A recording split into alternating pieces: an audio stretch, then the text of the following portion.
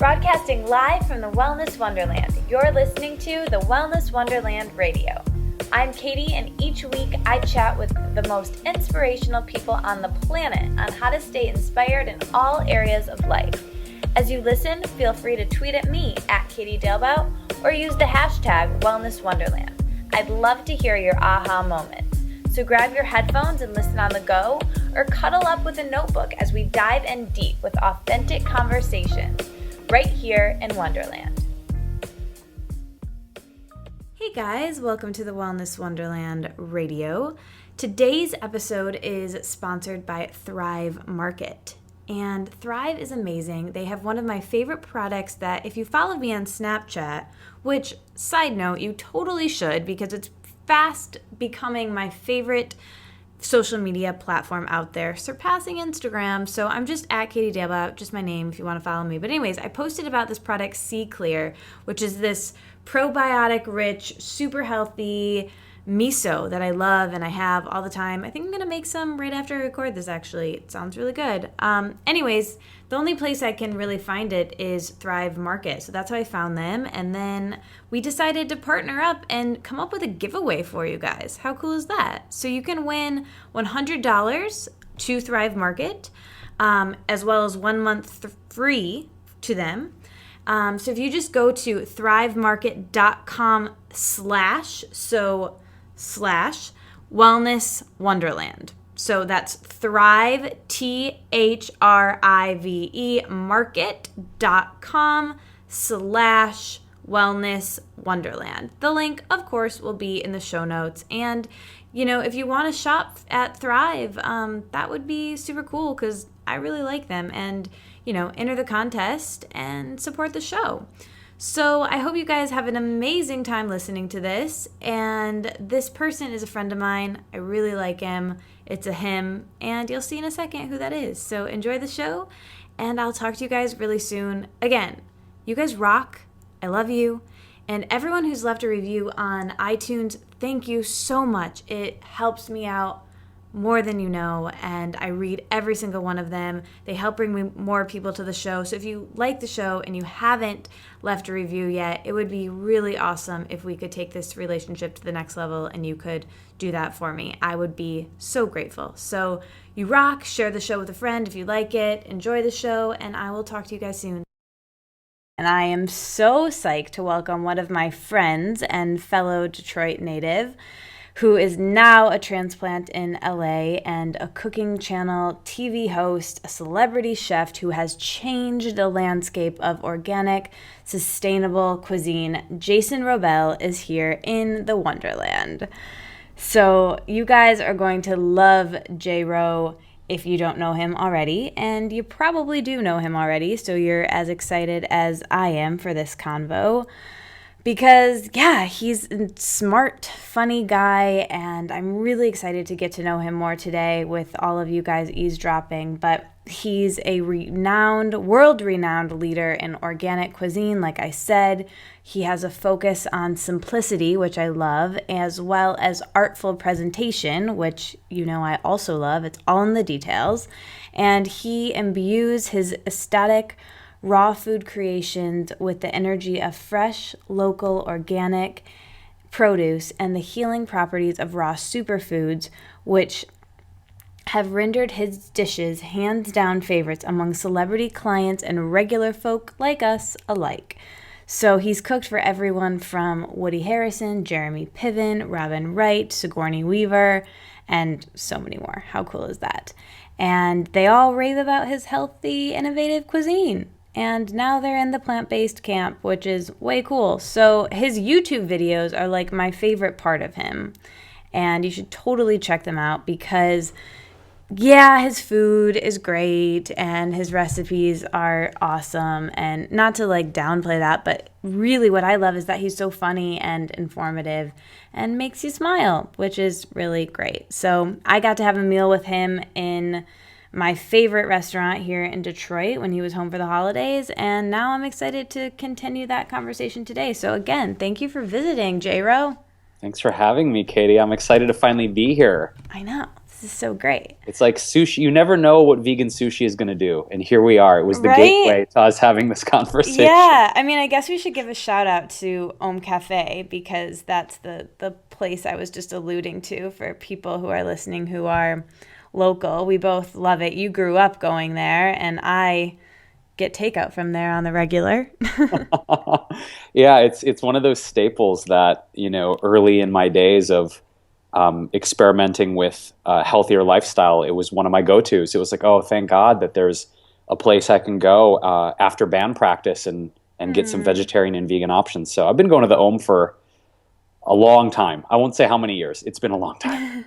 Yeah, we bonded over their nori roll for the people listening. It's like brown rice and daikon radish and avocado, and it's all well and good, but the tahini sauce, I mean, right? That's the best part. Yeah, that's what keeps people coming back for more, for sure. I mean, I get the tahini sauce with a side of nori roll, basically.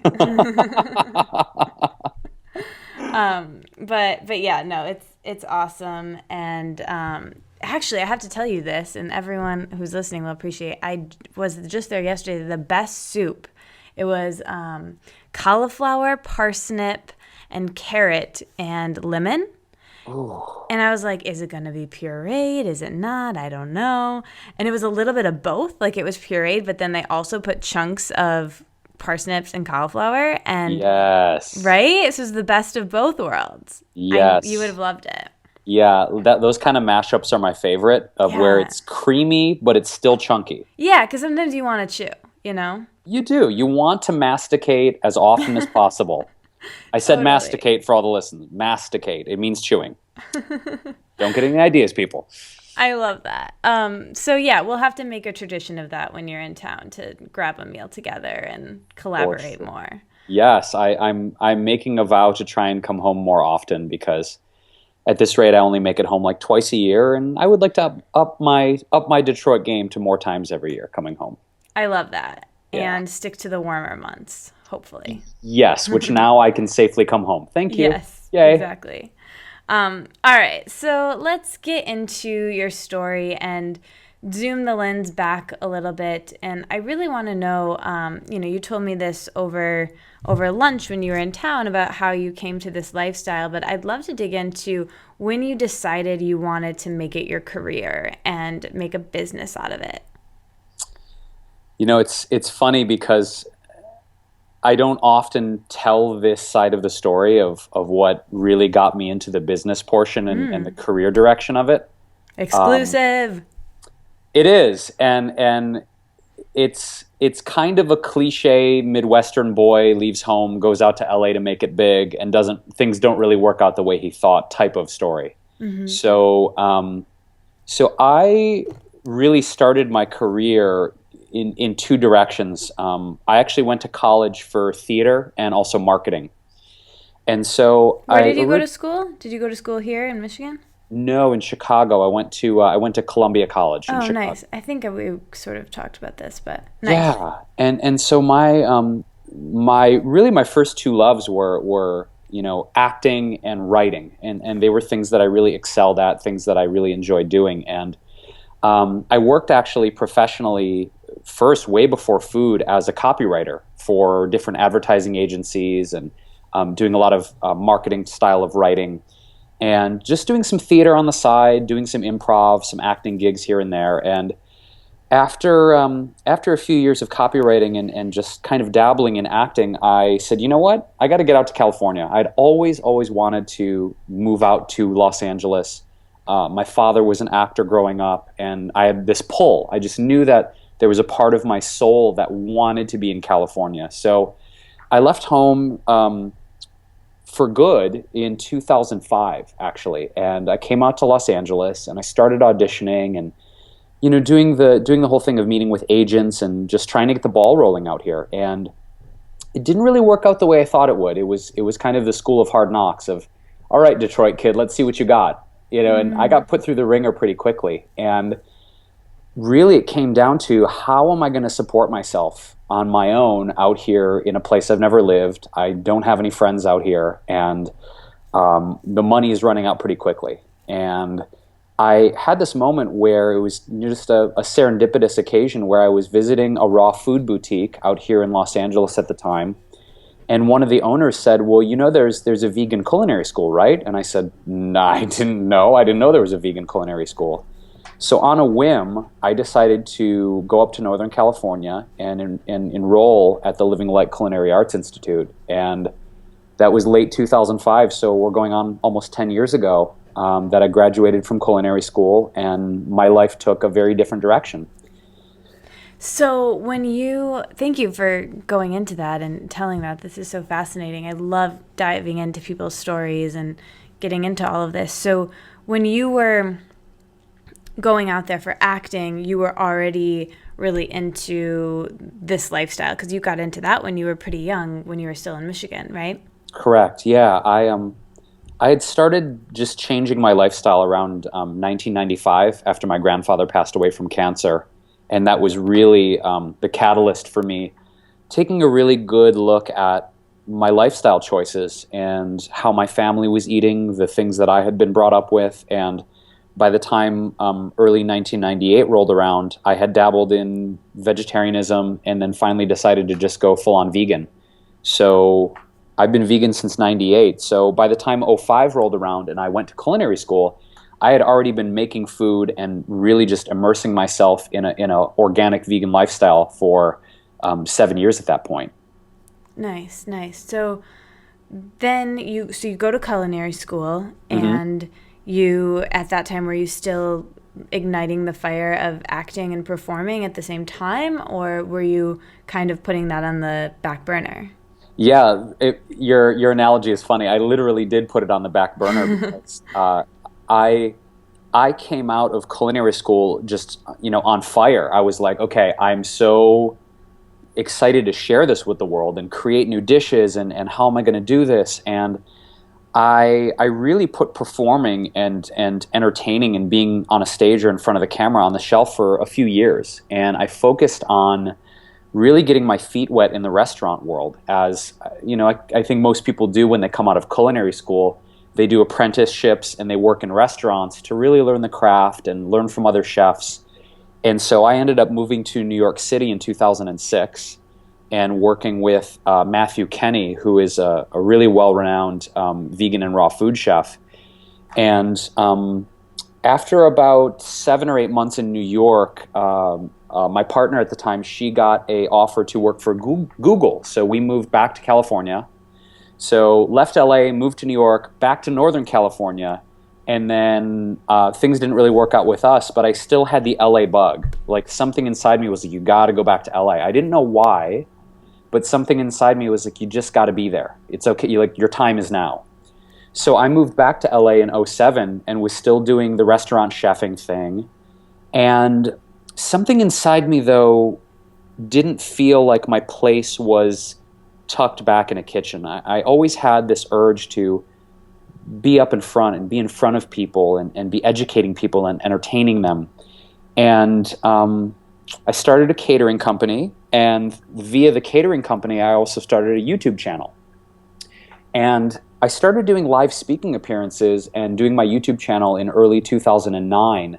And that was really, I guess, if you could say, the pivot point in me kind of grafting the two worlds together, Yeah, I was just going to say. reaching back into the acting and the performing, plus the food and the desire to educate and really entertain people. And '09 was really the point when I said, you know what, I can merge these two worlds. I can take all my passions and somehow create an amalgam here Yeah, that allows me to tap into all my talents. best of both worlds. Yeah. That's amazing. And, the listeners are going to laugh at me because I quote this one Steve Jobs quote literally every podcast. But, the reason why I do this show is to really show, people's heroine or hero's journey. And, Steve Jobs says you can't connect the dots moving forward. You can only do some moving back. And it's so perfect. You had to go to LA for acting. You never would have known you loved LA. You had to wander into that store to, get into cooking and being a chef. And then eventually it all comes together so beautifully. And it's so divinely clear that you're living your purpose in the world. And that's just such an amazing thing to see in you. So at the time, in 2009, you said, I think, talk me through what was the landscape of YouTube at that time, and why did you, I mean, it's obvious why you decided on YouTube to start or to make videos, because it was a way for you to kind of merge your two loves, of your two passions. But what was it like back then, and how did you kind of build your platform there? Well, at that time, I remember looking around YouTube, and there were not a lot of There were like people. 4 videos back then. Yeah, no, really, it's funny because I meet, I have friends that are really successful YouTubers, and they've been going kind of in the more comedy, gaming, entertainment side since 2006. So they're veterans, 9, almost 10 years in now, and getting in early on a social media platform is really critical, I think, now, because when you get in early, even though I was 3 years past really the start of YouTube, when you see that there's a niche that hasn't been properly filled, I think it's a wonderful opportunity to leverage your brand or your personality or your product where the demand isn't being filled yet. And I remember in 2009, I was working with a really, really great publicist who's a friend of mine, who she was like, you got to get on YouTube. There's nothing on there. There's no vegan chefs. There's a few recipes, and they're all boring, and everyone's really kind of like just monotone and weird, and you would be great on YouTube. And I was like, all right, fine, I'll do YouTube. So I just casually started uploading videos. I wasn't, truthfully, the first maybe year and a half on YouTube, I wasn't really taking it seriously. I wasn't producing content that had any thread through of real storytelling or branding yet. It was just me kind of randomly doing videos. But you enjoyed it. Oh, I loved it. It was great because I felt like I was able to kind of uncork my weirdness and my crazy personality and do it in a way. And my intention was always to showcase healthy food and healthy recipes in a way that would really entertain and engage people, that they could look at it and go, this guy is having so much fun, and this is so like energizing. I have to watch this. That's exactly how I feel when I'm watching your videos. Okay, good. Then it's still working. Good. Yes. Yes. Because that was my whole starting point of saying, like, okay, on YouTube, I'm not seeing anybody yet doing that style of content with recipes of like, hey, I'm here in the kitchen, I am flying high, I'm going to make you guys this amazing kale cupcake. People are like, kale cupcake? What? What? This dude is on kale cupcakes? Okay, if he's eating kale cupcakes, I need to see how to make said kale cupcakes. Yeah. So, my ethos was like, I want to fill this niche that hasn't been filled yet, and I want to use this platform to showcase just my personality and see who latches on. So, media in general, in particular YouTube, but also, Instagram and video in general has been an awesome way for me to get out my message, my brand, and my recipes to the mainstream. And for anybody out there, I don't know whatever your particular brand is, but showcasing your personality, showcasing your heart, putting your unique spirit on camera, I think adds so much value in so many ways to people getting to know you. It's like you become someone's friend, even though you've never met in person. So I can't stress people doing video content enough. I think it's crucial now for brand building. Oh my gosh, yeah, I agree so much, and I love all social media. I mean, I do not discriminate, but I guess Instagram's probably my favorite, but I love YouTube too, and I just love being a consumer of YouTube and building community, just like the people I'm subscribed to, like you and so many others that I love and I really respect. And and I'm working on building up my own YouTube channel and making more videos. I put these podcasts up there, but also video content I just love making because, like you said, I think of all the social media platforms, YouTube allows you to be the most authentic because, and I think podcast and long form interviews as well, tell, you kind of get that, but there's no hiding, right? Like there's no filter, there's no Instagram filter, there's no, I mean, you can edit and you can take out your ums and you can whatever, but at the end of the day, like it's you and the camera, and it just feels more intimate to me than any other social media platform, because it is, it's really real, and it can allow your personality to show through so much. And with you, I think you have such a great one, so it's wonderful.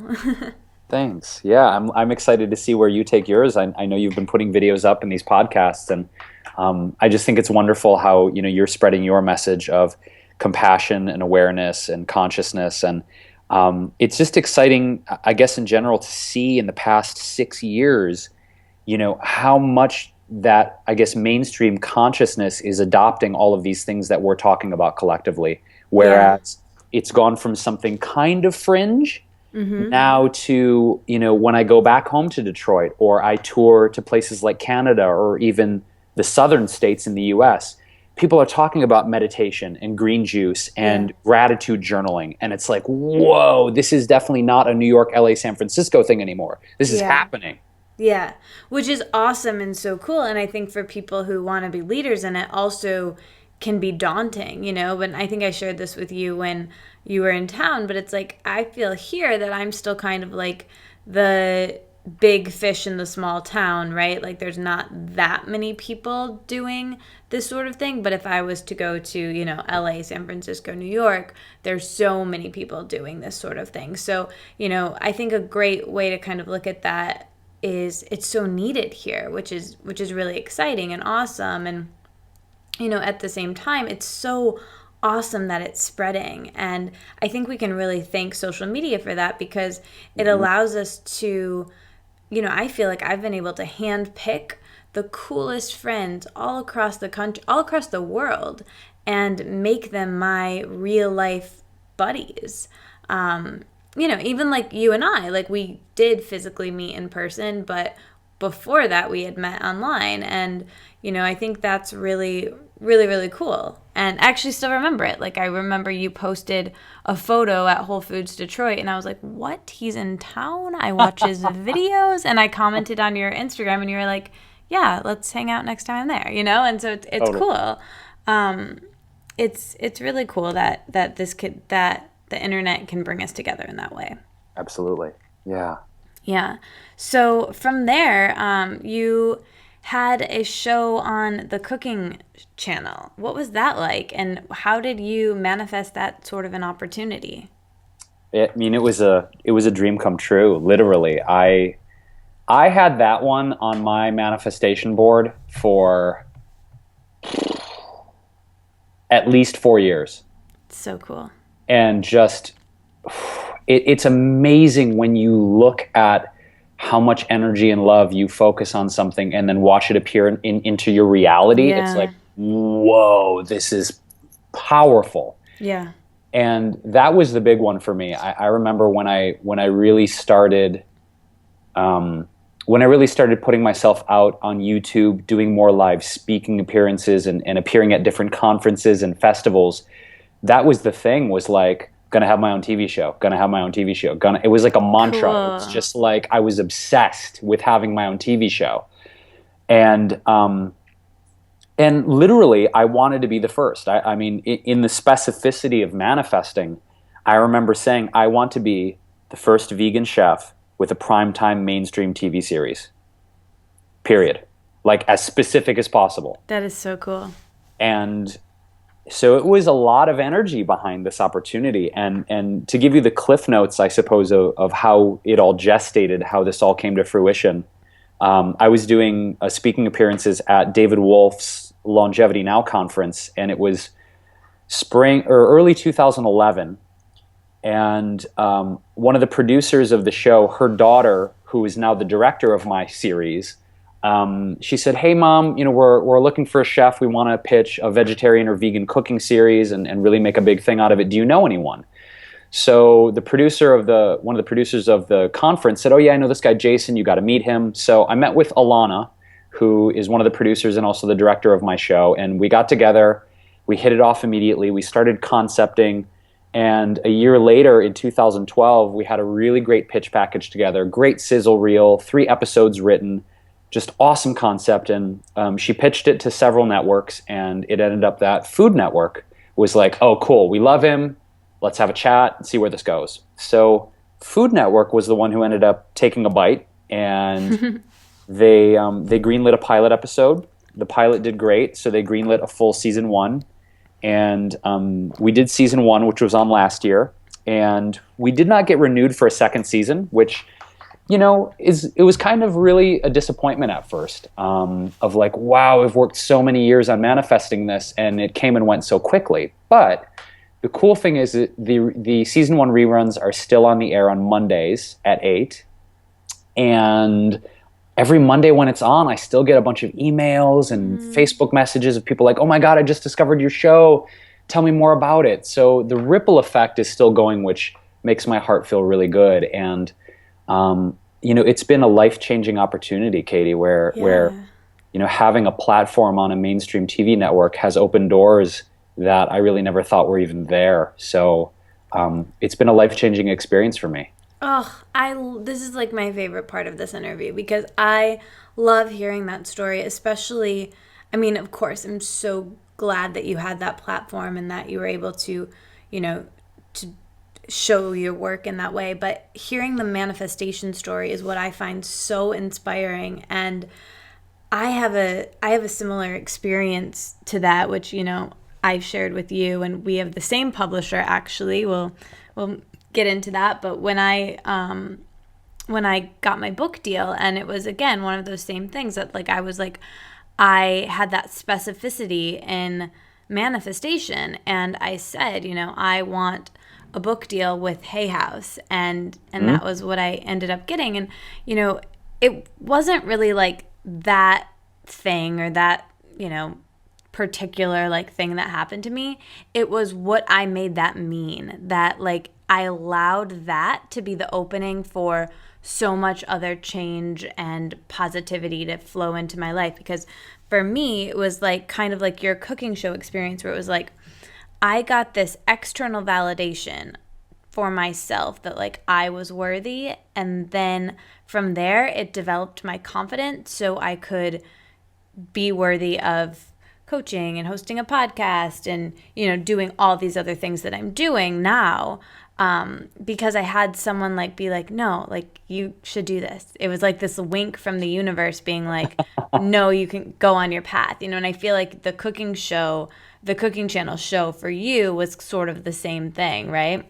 Yeah, for sure. It's an interesting topic that you just touched on, which is external validation. And yeah, it's really an interesting subject because there's that feeling inside of knowing that we are doing great work.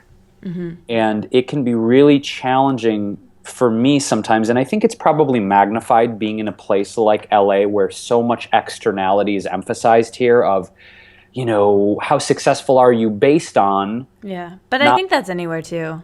Yeah, it is really, I think you're right. But I'm sure it's magnified. Yeah, American popular culture in general, I think, has a value system of, hey, if you drive this kind of car and you live in this kind of house and you wear these clothes and external, then everything has been validated because you've checked all these boxes. But I think it's an interesting thing where we realize that, from a perspective of ego, in a healthy sense, there is a certain amount of love, attention, validation, affection that we need as human beings to live and be psychologically healthy, I think. Yeah. Yeah, well said. I agree. It's the thing that I kind of meditate on is a lot of teachers or spiritual teachers will be like, oh, you have to kill the ego. It's like, well, good luck with that, because I don't think personally, in my experience, it's our task to kill the ego, which is a whole other conversation about maybe perpetuating more violence in the world. But I think it's about looking at how can the ego serve us in a positive, uplifting, and loving way. Yeah. And so, we can know, you with your book, you're doing great work, and internally you know it, but then you get a great book deal with a publisher that you love and admire, and it's like, oh yeah, they see it too. Cool. Yeah, I am doing good work. I knew that. Yeah, cool. Yeah, and as warped as that is, like that external thing propelled me and moved me forward, and now I'm able to do more blogs and be more honest and, inspire people in a bigger way because I had someone pat me on the back and be like, "No, no, no, you got this," And I think that I heard Danielle Laporte speak about this in a podcast years ago, but she spoke about the conversation of, sometimes how like you were saying, how the ego can be good. Like she was saying how she had this ego need to be seen, right? Like Yeah. it was her ego need to be seen, to be, have a certain level of fame, have accolades, whatever. And she said that she's grateful for that ego need to be seen because look at how many people she's helped. Look at all the books that she's been able to give the world and all the programs. Yeah. And I think it's kind of the same thing for us, and for you. I feel like we're really similar in this way, Jason, because it's like, I too was really into theater and acting when I was younger. I don't know if I told you that, but I think, having that bone of like being comfortable being seen and speaking and, putting ourselves out there authentically is really helpful because at the end of the day, like we can use that because we're sharing good work. Does that make sense? Absolutely. Yeah. Yeah. And I think, you're there's such a great parallel with your cooking channel show, which, is just so great. And I'm so excited and proud about that. I have to tell you really quick, I actually was in college when it came out, and I remember, one of like, must have been like a mutual friend of ours, like posted on Facebook about like, oh, my friend from Detroit, someone like from Michigan, because I didn't even live here yet, has this cooking channel show, and it's the first vegan cooking channel show. And I remember being like, oh my God, that's so cool, and watched it. And then now here I am talking to you. So it's kind of one of those, another manifestation thing that's like way cool for me. Awesome. That's awesome. Yeah, super cool.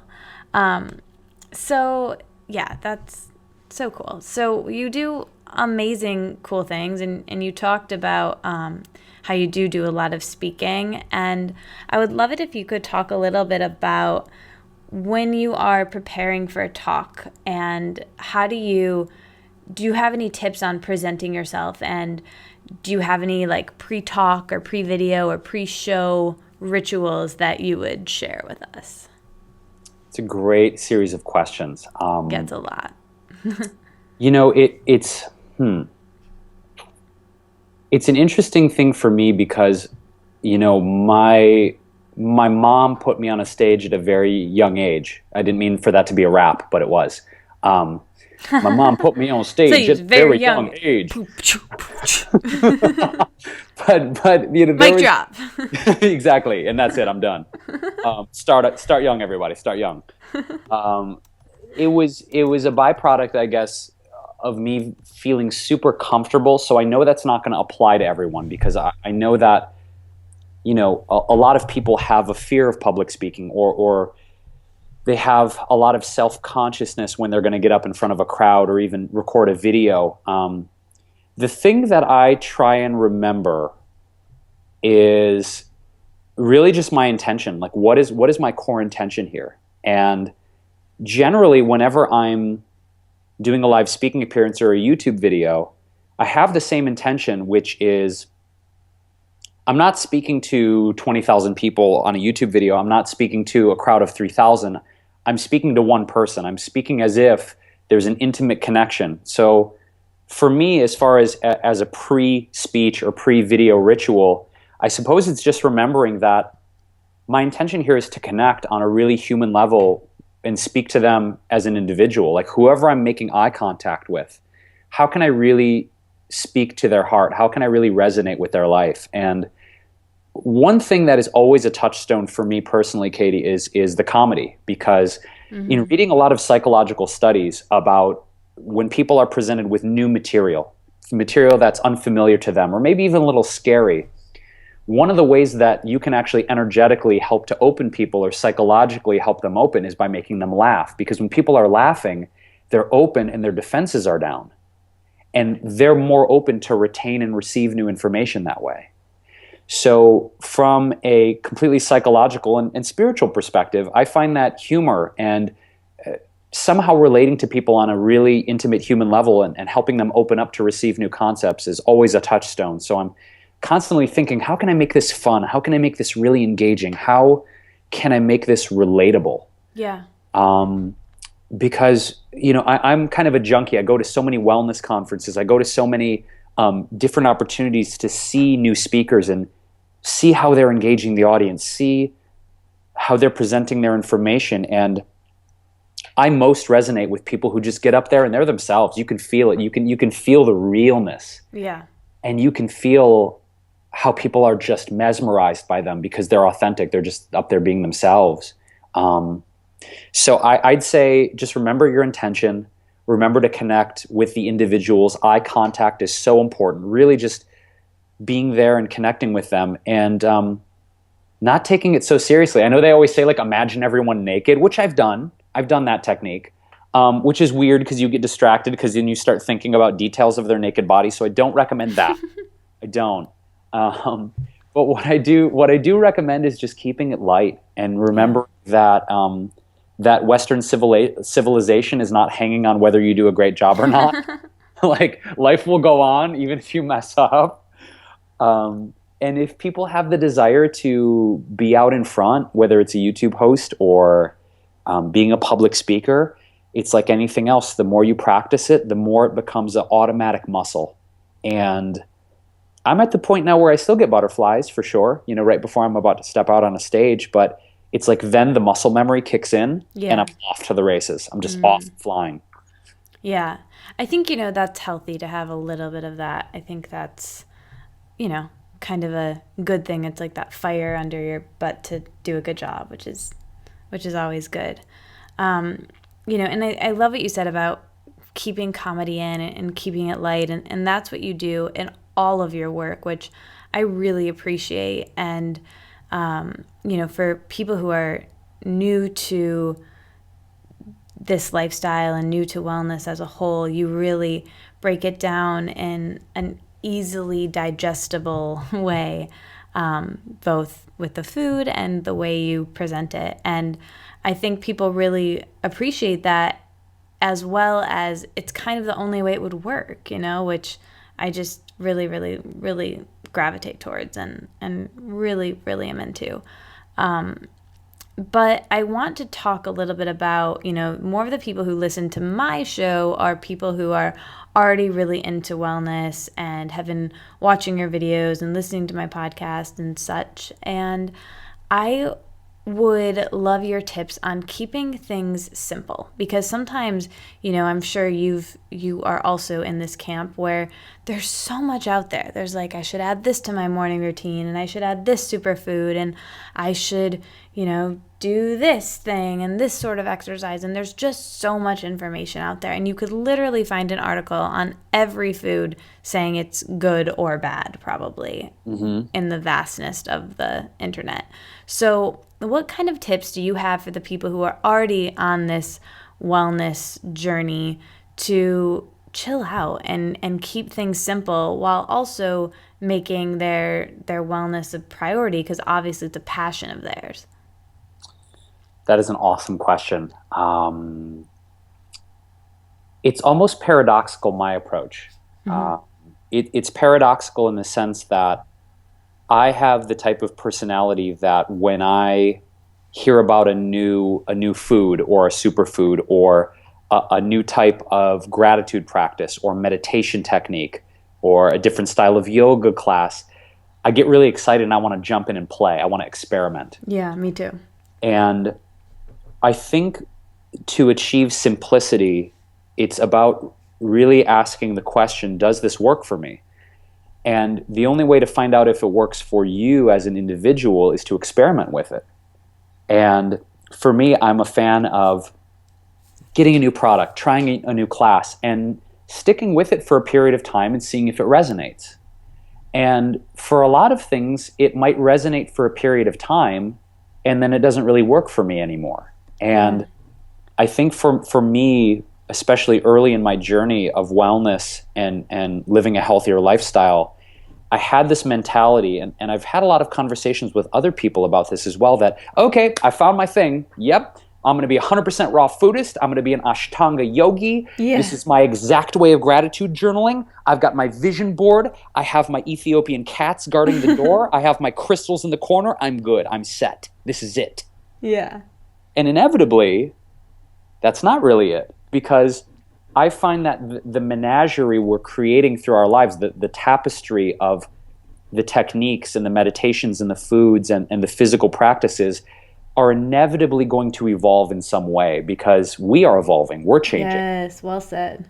So I think the way to keep things simple is a playful curiosity and a willingness to constantly experiment, because then we can add things to the tapestry or we can take them away. And if things don't work anymore, we have to be willing to let them go and drop away. And, life doesn't really exist in a void. So when we take away maybe a certain practice or a relationship or a way of eating, inevitably we need to fill the void with something. Yeah.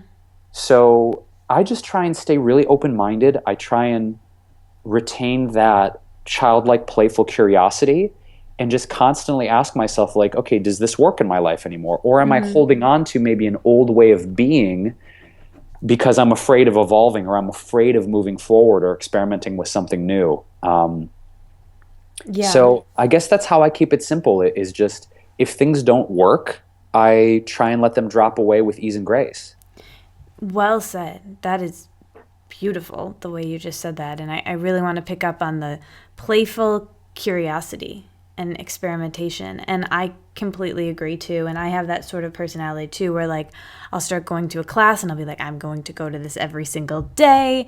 And then I don't one day, and all of a sudden I make myself wrong, right? And I think we talked about this when you were in town, but it's like, it's all well and good to have these new things or things you want to do, but the beating yourself up when you don't do it, or you fall off, or you eat something you didn't want to eat, or you overeat something, or you miss the exercise class or the yoga practice or the gratitude journaling, and then you are in this spiral of, oh my gosh, I'm so wrong, and I'm going to just never do it again, or I'm going to just, eat the pizza too, or whatever it is.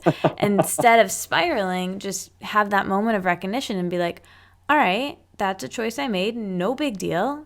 I'm going to just choose again next time. And I'm not going to beat myself up, because, I always say stress is worse than anything you could eat or anything you could do to your body. So, just being kind to ourselves, I think, is really what it comes down to, right? 100%. I couldn't agree more, Katie. And for me, I was definitely in a mode, and I still have my tendencies, no doubt, of being really hard on myself. And, I've gone into the reasons why that is. And I think a lot of it, just to be really transparent, is I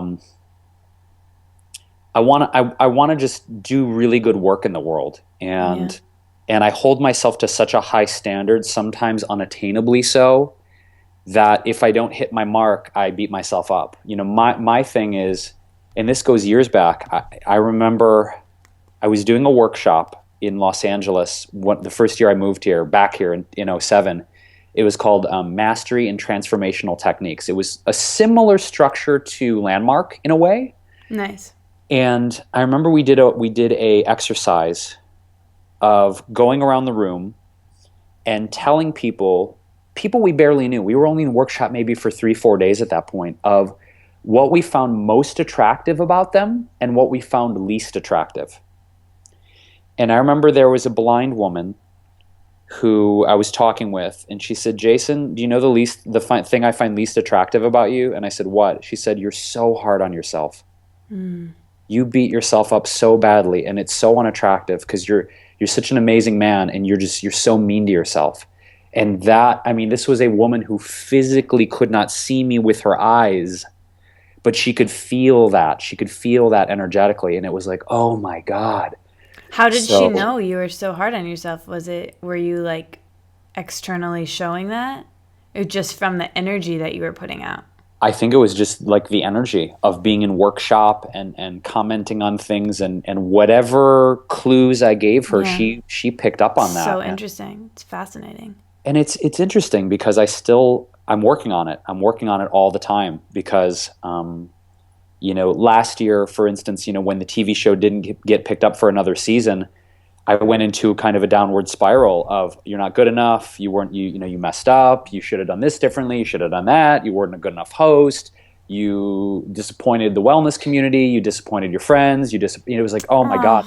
Oh, I no. totally last year was tough because on this subject, it's like you spend so much love and intention and energy manifesting this crown jewel that you've wanted for so many years, and then it's gone. Yeah. And it's like, so for me, I guess I'm saying I deeply resonate with the subject matter you're talking about of we're not wrong, and shaming ourselves and beating ourselves up is not a healthy. Productive. It's not productive. No.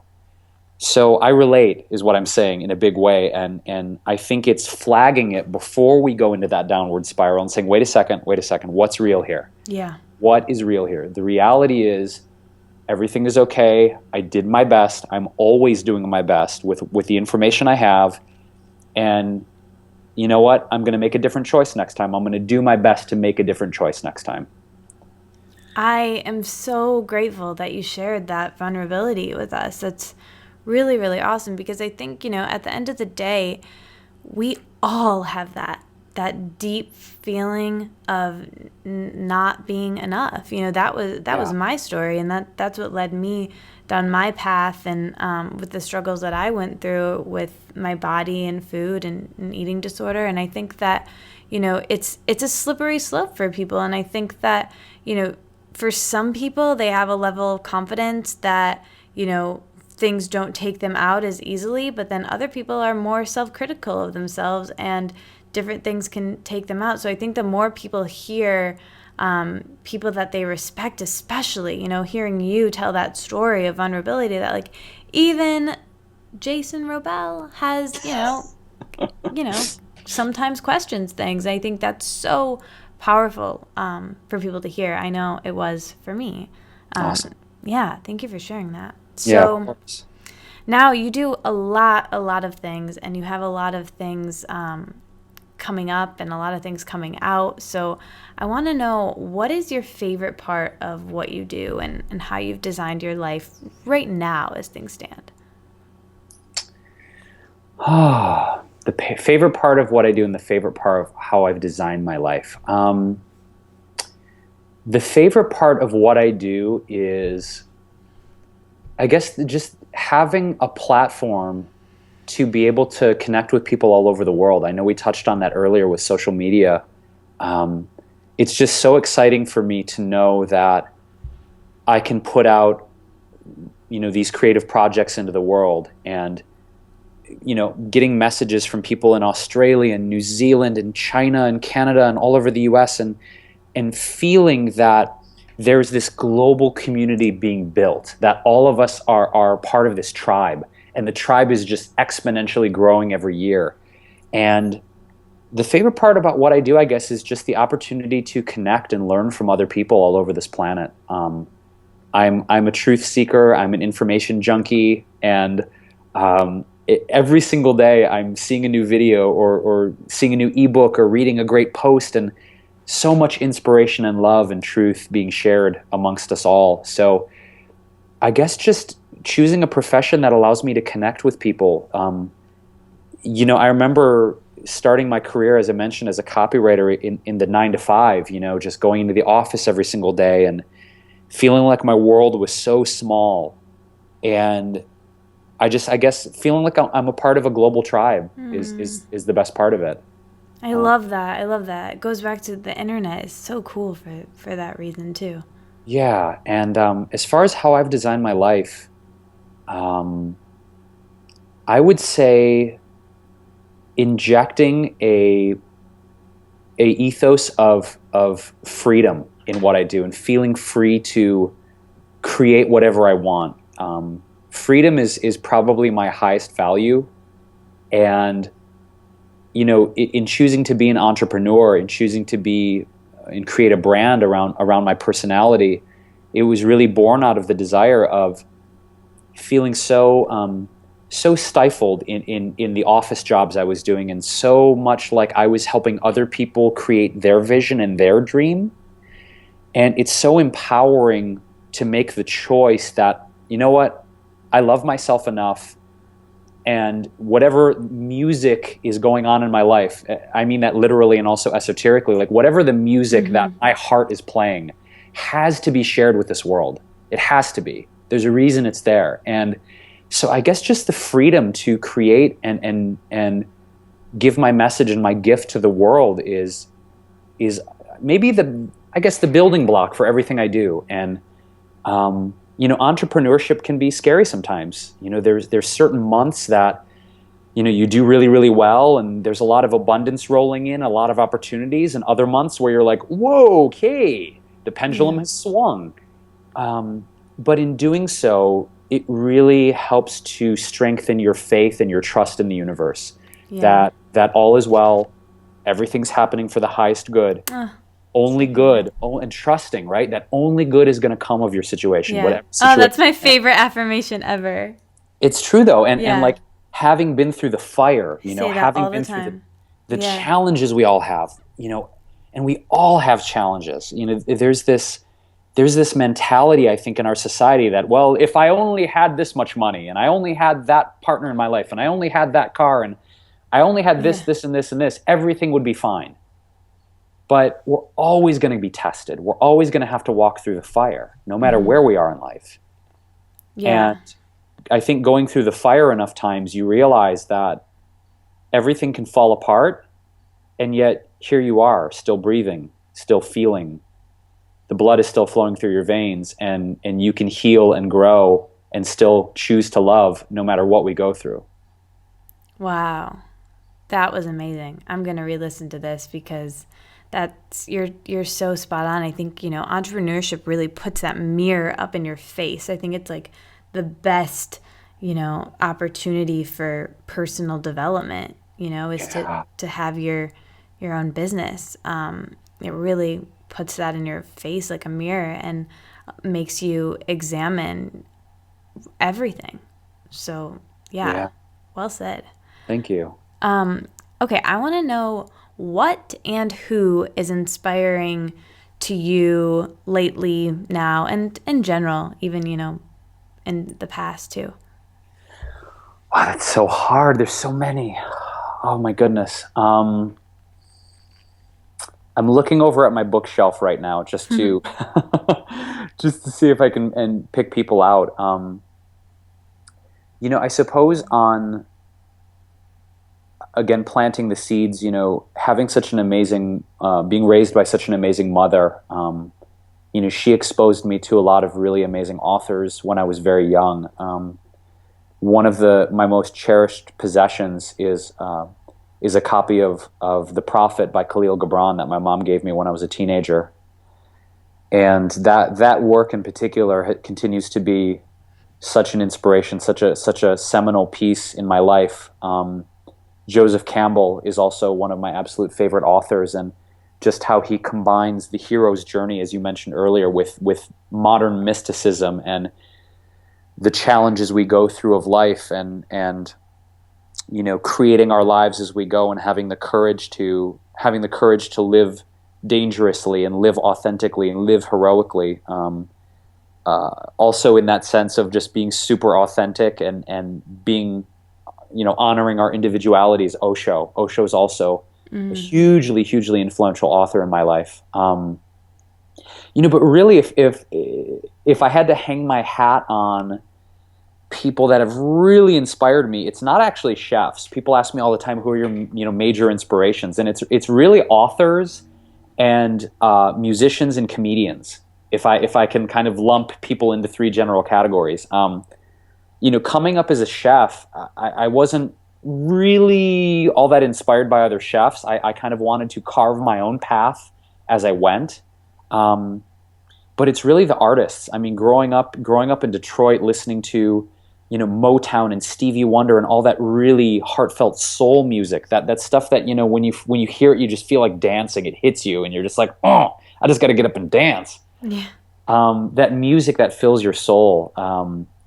As far as comedians, Jim Carrey, George Carlin, there's so many people, but I guess on the underlying thread through, Katie, if I could maybe hang my hat on one thing, it's that all of these artists have one thing in common, is that they were so daring to be themselves, and they didn't care about what anybody thought.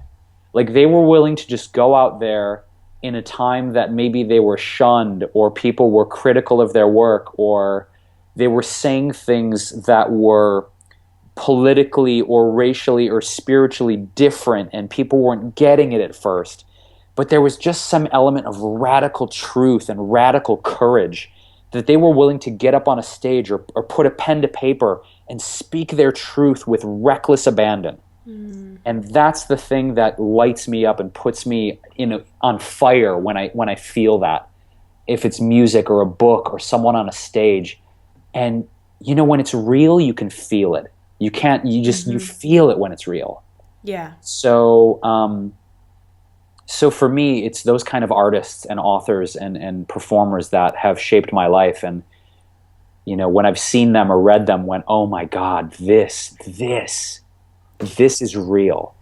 And, there's too many people to list. I mean, we could have an hour of me, telling you books and music and all these things that have changed my life, but. Well, that sounds fun. We should totally do that another time. Or you can just sit down and have a meal next time I'm in town and have a download on that. But. Yeah, no, we totally will. That sounds amazing. And I agree with that a lot.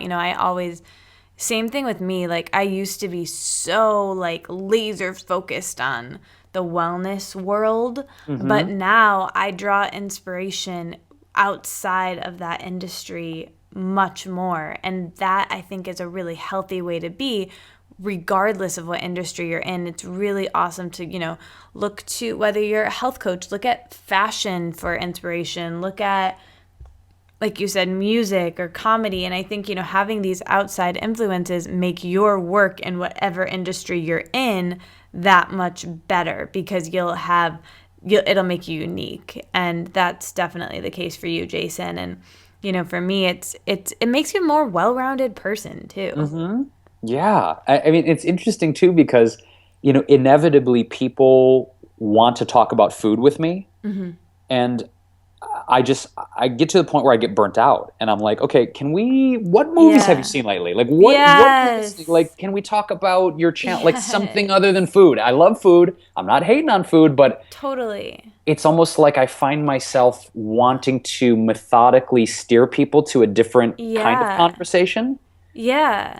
Because I think it's so easy when we achieve a certain level of success in life in a given profession, that's all people think about when they say, oh, you're the chef, you're the wellness consultant, you're the blah, blah, blah. It's like, yes, and I love all these other things too. Can we talk about that? Would that be cool? Yeah. Okay, cool. Oh my God, yeah. It's like if you had a plumber over for dinner, you're not going to be like, so my toilet yesterday, Exactly. You're really going to talk to them about other things. And I think too, it's like, that's your career and your job. And yes, you chose it. Yes, it's your passion. Yes, you dig it. But at the end of the day, maybe we can talk about something else too, because that is work for you. And it's funny, I consciously chose to, we've been going for 55 minutes at this point, and we've talked about food for maybe 5 seconds.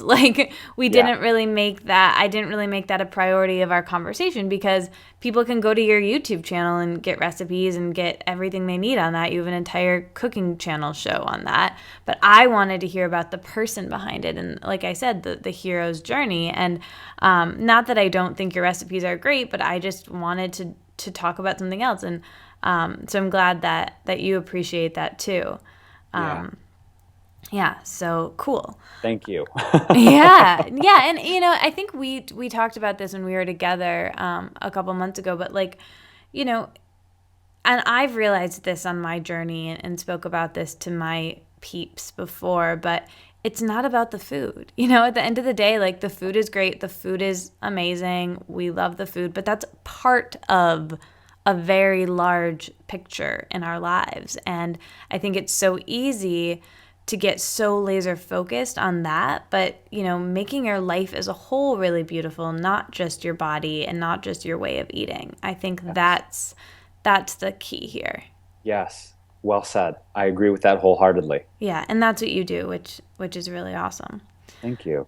So, okay, before I get into my signature questions, what are you most excited about in your life right now? What's next for you? Tell us the scoop. Okay, so we talked about the book. We do have the same publisher, Hay House, and I am right now just getting ready to jump in the deep end with shooting the food photos. I'm not shooting them, but working with the photographers. Cool. To be doing the food photos, and Can I come over that day and eat it when it's done? If you want to come to LA, yeah, because I am not good. I've had those recipes about 10,000 times. You're so sick of them. So the last thing I want to do is eat those recipes. Oh my gosh. So yes, if you want to come out for a visit, I will gladly feed you. Oh, that sounds amazing. So yeah, the book is in process. Manuscript, photos, everything will be done, and the book will be out April 5th, 2016. So we're book buddies. We're so close to each other. When's yours coming out? May. I think, yeah. Cool. I'm working on the developmental edit right now, but yeah. Awesome. Well, then we definitely have to do appearances together because that is clearly serendipitous. Yes. Oh, that's going to be so fun. Yeah. So the book is dominating my world right now in just an intense focus with the manuscript edits and the photos. And I am really focused on a new media concept that I want to launch. Of a children's series. Cool. Series completely focused on kids. That's amazing. Yeah, because, I really, if I look at the landscape of wellness in general, and people have been saying, oh, do you want to do a kids cooking show? Like, no, that food and nutrition will be an element of it, but I really want to create a new platform to talk to kids about healthy life in general. Yes, like you said, yes, it includes food, but it's about healthy relationships and self-esteem and how to relate to people, how to deal with bullies, how to really be compassionate to animals, and all these aspects that if we're talking about education, kids aren't taught these things. Yeah, which is crazy, but it's funny that the most critically important life tools kids are not taught in school. Right. So I really want to talk to kids. I naturally kind of feel like I talk to kids great in general. Every time I sit down and talk with children, they're just like, yeah, okay, yeah. And I just really want to launch a platform probably in the next 18 to 24 months of a new concept that is directly going to reach out to children. And oh my gosh, that's amazing. So that's the book and that new kids platform are really, really what's on the horizon for me. I'm so excited about both of those, and I want to be involved in that kids platform. That sounds stellar, and I'm so glad that's going to exist. Thank you. I feel like it's necessary. I feel like it's what my heart wants. My heart is telling me, like, yes, you need to reach out to kids. Kids is where it's at. Yeah, and, you have to follow that.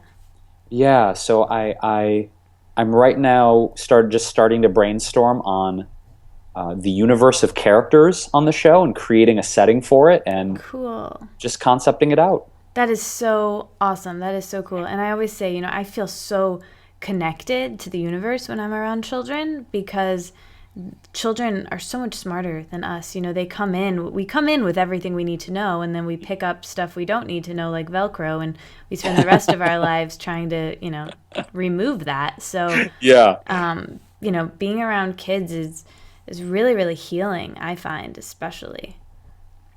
Yeah, me too. And creating a forum and a vehicle to really speak to them and get them so that maybe they don't have to pick up so much Velcro. Exactly.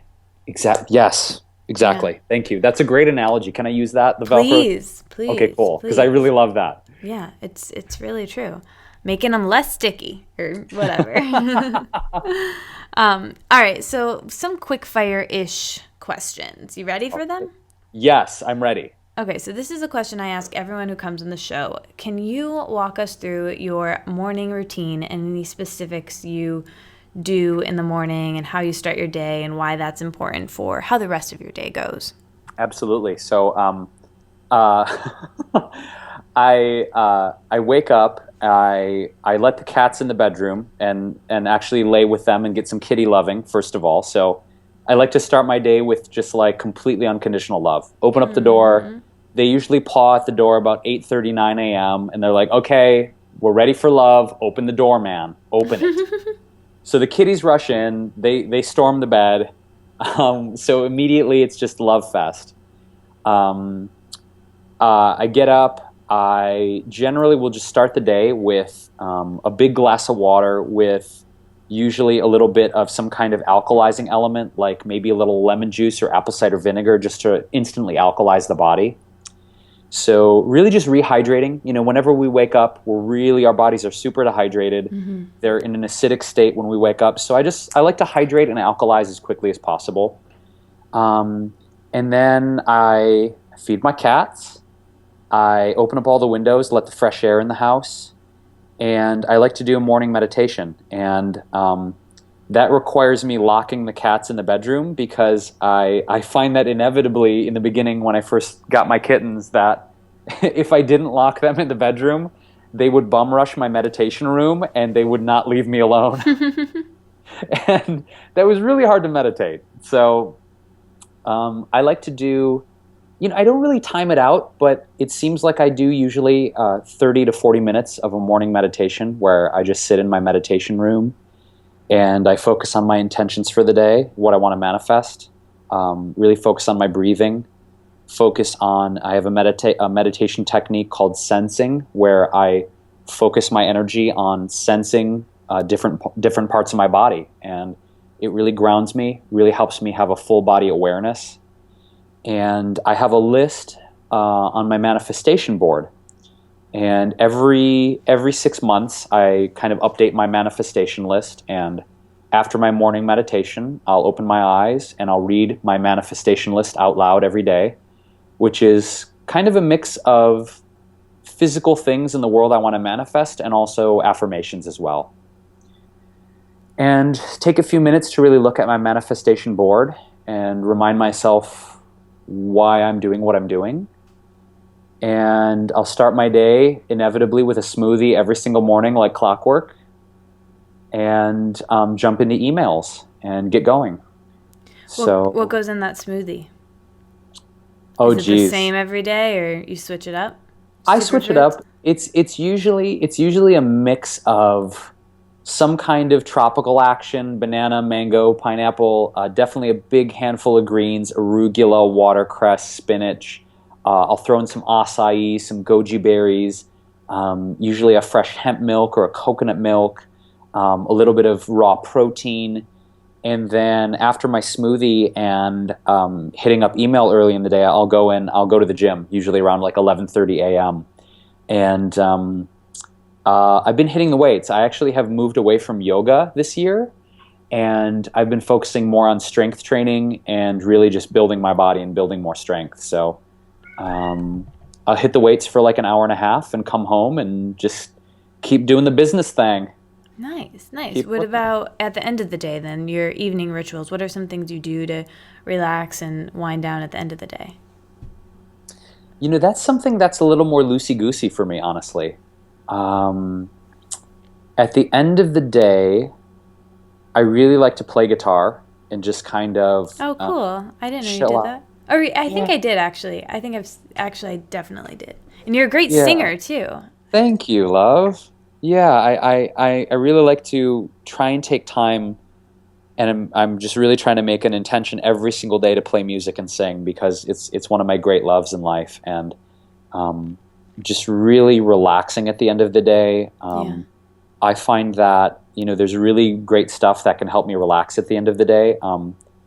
There's natural ambience, like probably my last meal of the day will maybe be like a shot of like black cherry juice, which has a lot of compounds in it that help me sleep. Bananas are a great ambient. Yeah. Bananas are great. Valerian root tea is great.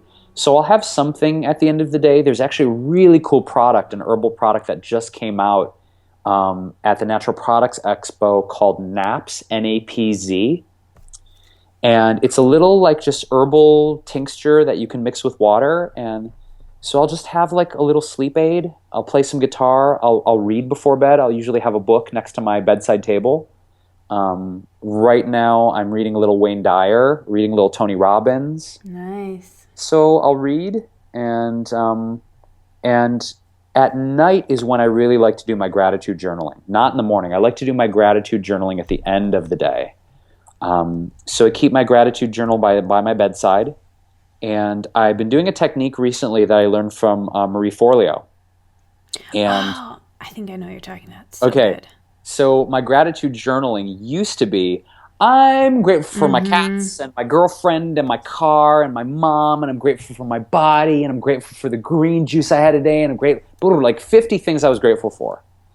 But she opened my eyes to this really interesting technique of like, pick one thing and list like 5 to 10 things about that one thing, specific things you're grateful for about that one thing, right? So I'm so grateful for my career because 1, 2, 3, 4, 5. Yeah. And that's been super powerful for me because I can feel my body. I can just feel my heart opening more. Like, oh, God, I really love this aspect of my life because there's so many great facets to it. Yeah, that changed things for me as well. And I really enjoyed that video. I'm going to post the link to that video in the show notes for you guys. But it's such a great video, too, because Marie chooses her fiance, Josh, and she actually starts crying in the video. Yes. And it's so real. And, like, I'm like, tearing up thinking about it. But, yeah, I started to cry when I saw it. And I kept it in my watch later on YouTube, and I watch it sometimes because it's just like, I don't know, I loved that video. There was something about it. So it's funny you mentioned that. Yeah, and it's that point, like now I'm getting emotional because it was like she was so raw and so real. Right? I'm glad it wasn't just me. Yeah, no, like when that happened, it was like, wow. Yeah, because he comes out and like brings her pancakes, and I don't know if she knew. She probably did know that, but like she still was like so in the moment, and you could tell it was so authentic, you know? Yeah, absolutely. And that came at such an important time in my life where, you know, looping back around, coming full circle to that thing of like, you know, when we have a tendency to beat ourselves up, it was like, but why am I not more grateful? I'm doing my gratitude journal and I have my vision board, and why am I still not? Yeah. Ugh. And it was like, you just need to try something new and experiment and be curious. Mm-hmm. And remember that that's what life wants, is for you to experiment and be open and be free. And when I saw that Marie video, I was like, bingo, gonna experiment, gonna try it. Same, me too. I know. And shifting out of like, you know, hey, sometimes things that work for us for a little while stop working and we need to try something new. Yeah. It's not necessarily because the thing changed, but we changed. Yes. So, yes. Yeah. Okay, let's do some more quick fires. Ready? Cool. Yep. Favorite color? Orange. Favorite yoga pose? Vajrasana. Favorite day of the week? Sunday. Favorite hour of the day? Hour of the day. Oh, boy. I like 8 o'clock. PM or AM? PM. Nice. Favorite, we're almost there. Well, not for you, but you're getting close. Favorite vegetable? Oh, God. I know. Oh, my God. Choosing your children. My mind went to avocado, but it's technically, botanically a fruit. Favorite vegetable? I love broccoli. I do. It's a good one. I do love broccoli. Those God bless cute it. little trees. Favorite fruit? Or are you going to say avocado? You know, I'm honestly, if it's the thing I eat most, what I eat even more than avo is coconut. Oh, so good. I should own, if there was like stock in the coconut, I actually should. I should actually invest in coconut futures. Yeah. Good idea. I'm going to do that. Yes, coconut. Yeah. Favorite herb? Oh, I'm a basil fan. I know it's cliche, but I love my basil. No, it's a great one. Best thing you've eaten in the last week. Oh, okay. So I went to the Cafe Gratitude grand opening. They just opened a new location this past week in downtown LA, which is super exciting because downtown LA is totally blowing up. Cool. Kind of like you see downtown Detroit coming up. Yeah. Like downtown LA, there's a lot of cool stuff going on. So I had, what was it? It was like, let me look at the picture real quick. It was like a potato risotto dish that was so creamy and good. Whoa. And okay, I'm looking at it right now. Okay. Oh no, no, it was a potato cauliflower cheesy risotto. Oh, yum. It kind of reminds me of that soup for some reason that I was telling you about. It's so good. So Yum. good. Like creamy and hearty and dense and a little bit spicy, a little bit Ooh. cheesy. Like just hitting every note you want to Yeah, hit. yeah, It's yeah. so good. So good. That sounds amazing. This is off topic, but it's something that you said to me when we met that was so, I don't know why, it just like always pops into my mind.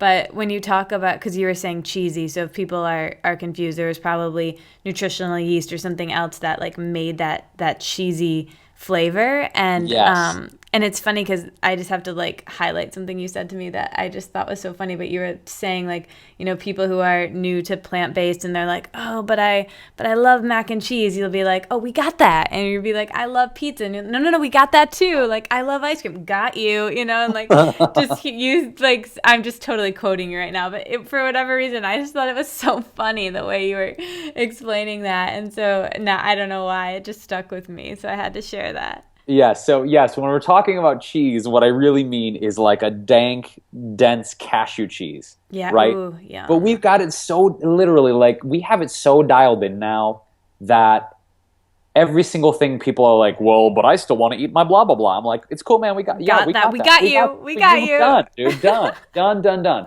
Except the only thing that I've yet to see is like oysters, like vegan or healthy oysters. Like people are like, well, what about oysters? I'm Oh, like, I'm sure you could oh, let me come work up on with it. something. Let me work on it. Yeah, you just get on that for a second. I'm sure you can make something. Um, well, okay. Favorite on the go snack.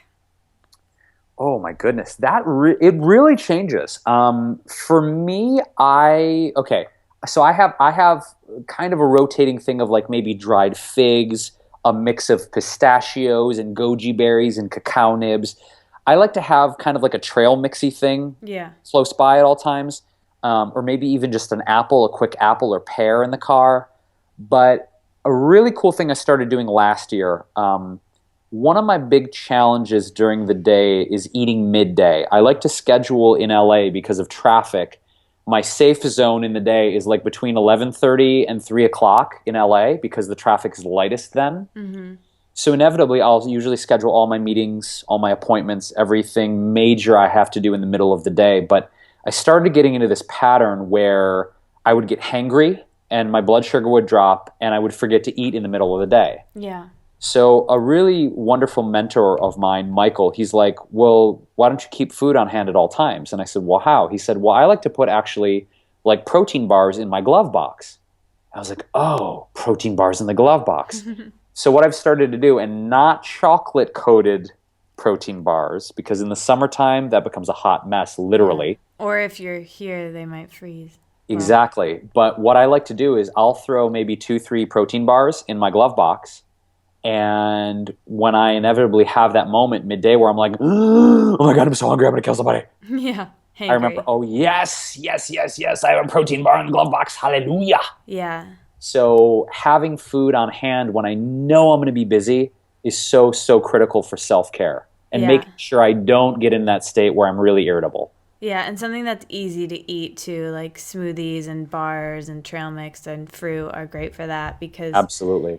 I even like, I'll try to take like kale salad in a jar, but it's like, oh, it's messy and I really rather eat that in a bowl at home and, it's Totally. just better.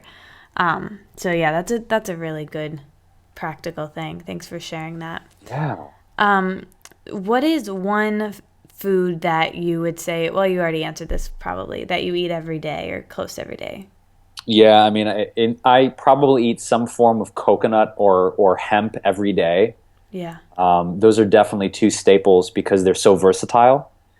Every day, let me think. Every single day, I'm probably eating coconut, hemp seeds, or some form thereof, raw cacao or dark chocolate, dark berries, be it blackberries, blueberries, raspberries, acai, getting those antioxidants in there, and some form of greens, kale, arugula, watercress, romaine, some dark leafy, nutrient-rich green. So yeah, those are probably my top five on the daily in some form things that I eat. Nice. I love that. What's your favorite recipe you've ever created, or one that just stands out? I can tell you my most popular recipe of all time, which maybe will help me pick my favorite recipe. But Okay. I guess my most popular recipe, most downloaded, most shared, etc., is my cauliflower lentil tacos with spicy guacamole. Yum. I don't think I've And made that. I don't know why. I mean, it's not necessarily my favorite recipe, but it hit when the show came out, and people went gonzo for this recipe. I don't know why, but it just took off. So Because it it's sounds delicious. okay. Maybe that's the reason, but I would get all these Facebook posts and pictures of kids eating them, and elderly people eating them, and Aww. my husband is a hardcore meat eater, and he loved your tacos more than Aww. regular tacos. So that taco recipe, y'all, if you guys want to download that, it's out there. You can download it on the Cooking Channel website, and that's a really good one. My favorite recipe, though, oh my goodness. Right now, I would probably have to say my butternut squash gluten-free mac and cheese with crispy sage leaves. Oh, that sounds so good. That's killer. I'm getting so hungry. That's like one of those recipes. If you make those two together and you make that for somebody, I don't care how skeptical they are, they're going to be at the end of that meal going like, Yeah. "Oh my God." Yeah. Oh man. Those So, sound amazing. I yeah. wish that I could just have them magically appear in front of me right now. Next time when I'm in town, we'll get together and we'll just like go ballistic. We'll just Yes. blow up the kitchen. I can't wait. And we'll Instagram it so all of you guys can feel like you're there / be a little Yes. bit jealous too. Yes. Yes. Always. Yeah. Okay. If you could have a superhero power for a day, what would it be?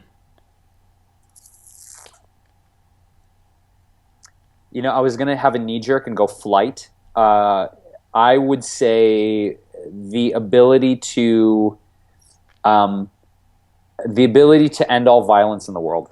I don't know what kind of power, like maybe like making everyone instantly love each other. That Yeah. would, yeah, the ability to create spontaneous, instantaneous, never-ending love. Oh, that's Like I would just beautiful. like snap my fingers, like boom, you're in love, you're in love, you're in love, Yeah. yep, yep, forever, yep. And Yeah. by that, if everyone's in love, and I mean really deeply the true meaning of love, there would be no more war or violence Right. or conflict or apathy. Like just really opening people up. That's what I would do, Well, I think and you're I would doing start with that. myself. Yeah. That's amazing. Favorite movie? Oh God, Star Wars, the original. Favorite book? Um, it's a tie between The Prophet and the Joseph Campbell Companion. Nice. Favorite song? Jeff Buckley, Hallelujah. So good. Okay. Last question. Most important question. Okay.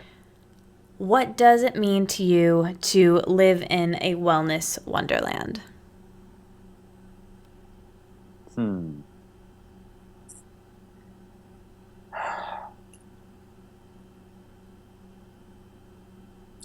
I think what that means to me is constantly looking for ways to love myself, to give thanks for my life, the gift of life that I have, to be of service and inspiration to everyone around me, to live as compassionately and gently to all the beings on this planet, and to really own the beautiful reality that we can create our lives however we want, and create our realities however we choose, that we are powerful creators. And we were born into this life to be joyful. We were born into this life not to suffer, but to really realize our purpose, our gifts, and to share them fearlessly and courageously and joyfully and ecstatically and ferociously with the world. Constantly just asking ourselves, how can I be more fully open to the beauty of life? That's what it means to me to live in the wellness wonderland. Mic drop for real. That was so good. Wow. Thank you so much. I completely agree. I think the universe is like this cosmic technology we just have to figure out how to use and harness. And you've done a really great job with that. So thank you so much for sharing your hero's journey with us and being here. Thank you, Katie. It's been a wonderful pleasure just to sit in the living room with you. I feel like we've just been sitting on the couch together talking. Same. For the last hour and a half. And I'm just looking forward to doing more with you and kicking butt on our book tour next year together. I know, amazing. Thanks everyone for eavesdropping on us, and we'll talk to you guys soon. Thanks for listening. You made it all the way to the end. I'll be back next week, but until then, let's stay inspired and keep this conversation going. So tweet at me at Katie Dalebout and our guest with your aha moments from this conversation. And like the Wellness Wonderland on Facebook, so we can all hang out there and discuss how inspired we are and how we'll apply it in our daily lives. And never miss another episode or post from me by signing up for email updates on thewellnesswonderland.com. See you back in Wonderland.